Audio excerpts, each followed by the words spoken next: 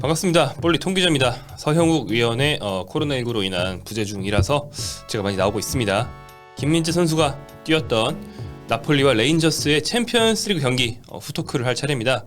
오늘 새벽이었죠. 나폴리가 레인저스 원정을 갔어요. 스코틀랜드 글래스고에 있는 아이브록스 스타디움에서 경기를 했고 결과는 나폴리의 2대0 승이었습니다.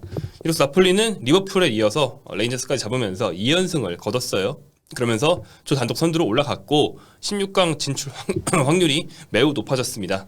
이번 경기에서는 어떤 점이 쟁점이었는지, 승리의 중점이 뭐였는지 한번 살펴보자면, 일단 레인저스는 흐름이 좋진 않았지만 체력적으로 굉장히 좋았습니다. 이게 무슨 얘기냐면 레인저스는 일단 앞선 두 경기에서 연속으로 대패, 0대4 대패를 당했어요. 올드펌, 스코틀랜드 최고의 더비였던 올드펌에서 셀틱에 0대4로 졌고, 그 다음에 챔피언스리그 첫 경기에서 아약스에도 0대4로 졌거든요.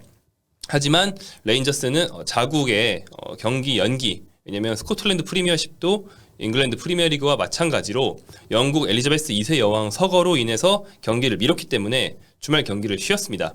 그래서 심기일전하고 나폴리와의 경기를 준비할 시간이 일주일 있었어요. 나폴리가 나흘 만에 경기를 했던 것과는 상당히 상황이 달랐죠. 그래서 나폴리와 달리 굉장히 충실히 준비를 해왔는데 그 결과 준비 상태를 잘 활용하기 위해서 전술도 바꾸고 체력적 우위를 최대한 극대화시키기로 결정을 합니다. 그래서 지오 판브론코스트 감독이 쓴 전략은 포메이션 변화였어요. 앞선 자국 리그와 챔스 전 경기에서 포백 4-2-3-1 아니면 4-3-3을 썼던 레인저스인데 나폴리 상대로는 3-5-2, 즉 3백에 투톱을 가동하면서 이제까지는 완전히 다른 접근법을 한번 보여줍니다. 이 전략을 쓴 이유는 3-5-2는 중원 개싸움이라고 할까요? 중원에서의 어떤 체력 싸움, 또 거친 중원 싸움을 하기에 최적화되어 있는 포메이션이죠. 그래서 체력 우위를 활용한 중원의 강화, 이를 통해서 나폴리의 최대 장점인 빌드업과 중원 장악을 좀 막아보겠다라는 포석을 읽을 수 있고요. 그 다음에 이 팀 공격의 핵심이 라이트백 테버니어입니다. 테버니어 선수는 라이트백, 측면 수비수지만 거의 공격수 수준의 득점력과 어시스트 능력 가지고 있거든요. 그래서 테버니어를 풀백이 아닌 윙백으로 전진 배치해서 공격의 중심으로 삼아보겠다라는 포석도 볼 수 있고요. 마지막으로 투톱, 원톱인 투톱이니까 속공을 노려서 중원이 삭제된 대신에 최전방으로 공을 빨리 보내보겠다라는 세 가지의 보관을 볼 수 있었습니다. 레인저스는 이렇게 그럴싸한 계획이 있었습니다. 누구나 그럴싸한 계획이 있습니다. 처음 맞기 전까지는. 경고 누적 퇴장이 나왔어요. 여기서 사실은 경기가 좀 갈렸다고 할 수 있는데요. 그 전까지 레인저스 입장에서는 사실 경기를 잘 풀고 있었어요. 나폴리가 쉬운 경기 하지 못했습니다. 패스 성공률을 볼게요. 자, 이제부터 말씀드리는 건 레인저스 입장입니다. 패스 성공률이 78대 79, 거의 비슷하죠? 슛이 9대 13, 이것도 레인저스가 크게 딸리지 않습니다. 유효슛은 3대 3으로 팽팽했습니다.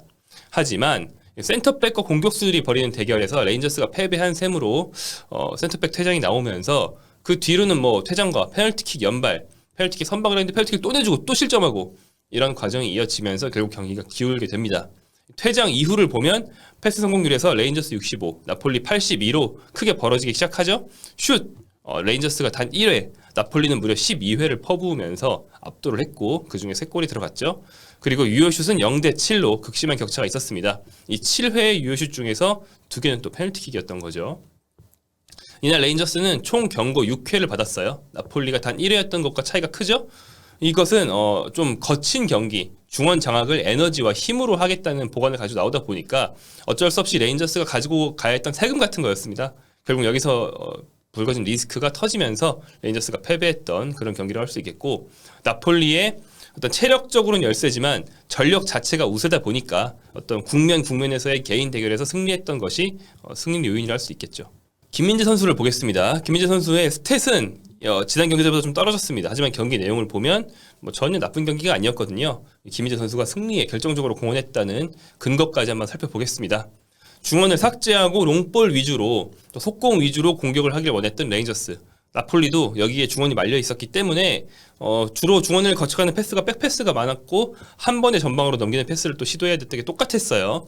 그래서 양 팀은 중원을 거치는 플레이보다는 공격수와 수비수의 1대1 대결, 정면 대결이 더 중요했던 그런 경기가 됐습니다. 그렇다면 더 강한 센터백을 가진 팀이 유리하겠죠? 그게 바로 이제 나폴리였습니다. 김민재가 상대 공격수 모렐로스를 거의 삭제하다시피 하면서 승리에 큰 기여를 했습니다. 모렐로스는 경기 내내 교체 아웃 될 때까지 슛을 단 2회 시도하는 데 그쳤는데요. 구체적으로 보죠. 레인저스가 홈 경기에서 과감한 압박, 잦은 롱패스, 빠른 템포를 유도했기 때문에 센터백은 바빴습니다. 템포가 빠르니까 정신이 없겠죠? 김민재는 가로채기 3회로 이 경기에 통틀어서 1위를 기록했고요. 또 공탈취 1번, 걷어내기 3회 등의 기록을 남겼습니다. 패스 성공률이 70%로 이날따라 좀 낮았어요. 하지만 이 점 역시 경기가 빨라서 재빨리 걷어내야 하는 상황이 잦았기 때문으로 보이고요. 또 키패스를 한번 기록했습니다. 중요한 건 헤딩 경합입니다. 김민재 헤딩 경합 승리 4회, 7회 경합 중에서 4회 승리하면서 승리 57%를 남겼고요. 이건 파트너인 아미르 라흐마니보다 훨씬 높았어요.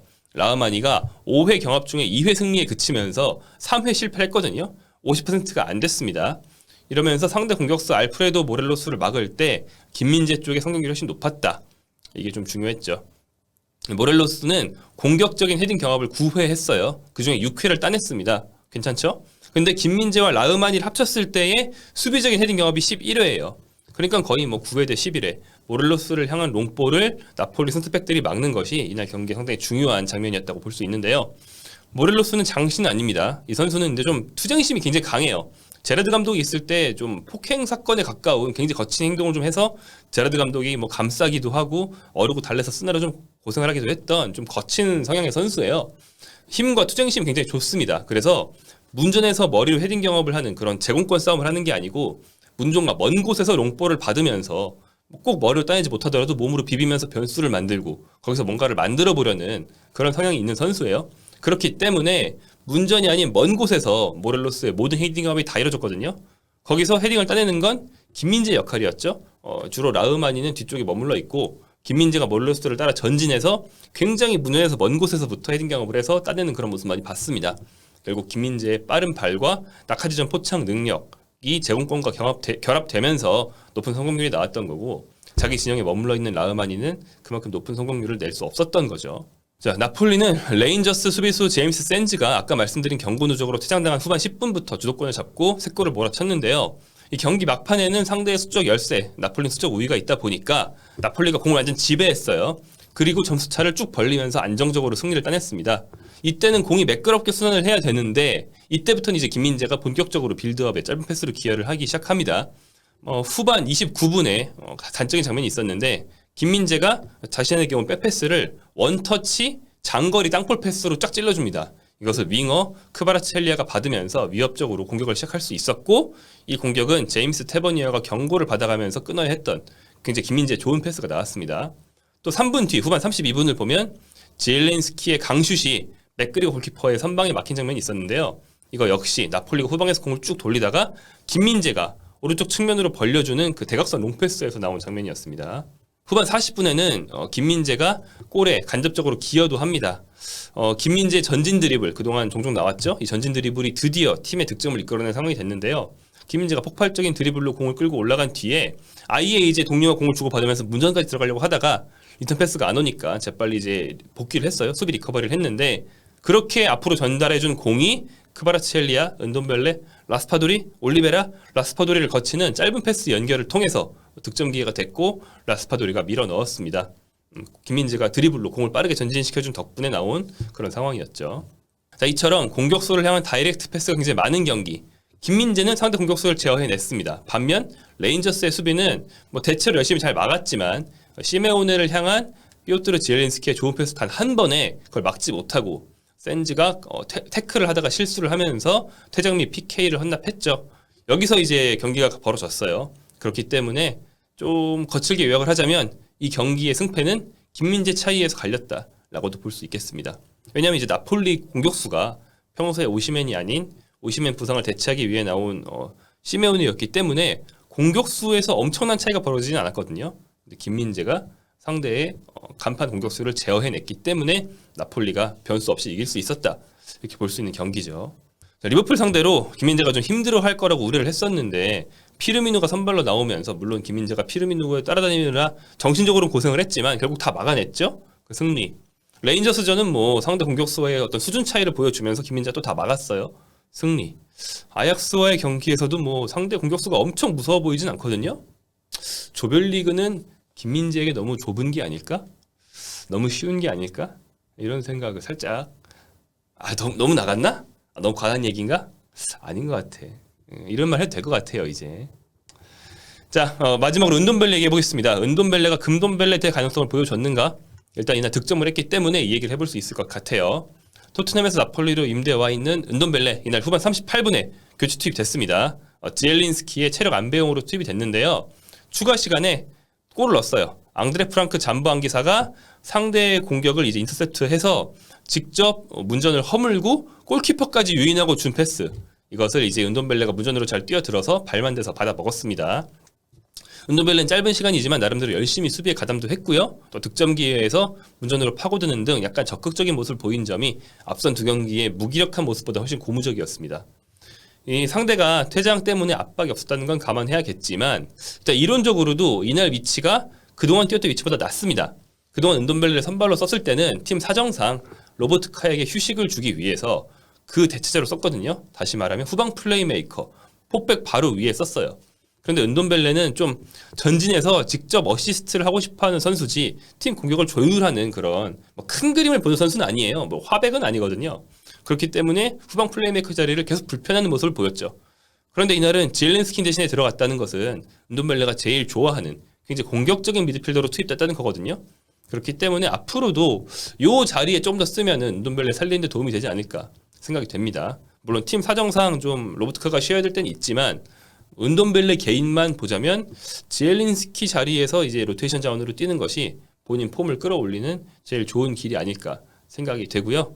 그렇게 해야 은돈벨레는 늘 좀 충동적인 플레이가 있고 그 다음에 패스보다는 드리블로 풀어가려는 성향이 있기 때문에 늘 공을 빼앗길 리스크가 약간씩 있습니다. 그 리스크를 폭백 바로 앞에서 감당하기보다는 좀 앞쪽에서 감당해야 공을 끊겨도 위험 부담이 덜하잖아요. 그렇기 때문에 은돈벨레 기용의 리스크를 최소화하고 효과는 극대화하기 위해서 이날 같은 기용법은 좀 더 좋지 않을까 생각이 됩니다. 자, 김민재와 나폴리 모두 굉장히 순항을 하고 있어요. 자국리그에서 무패 행진, 챔피언스리그 전승.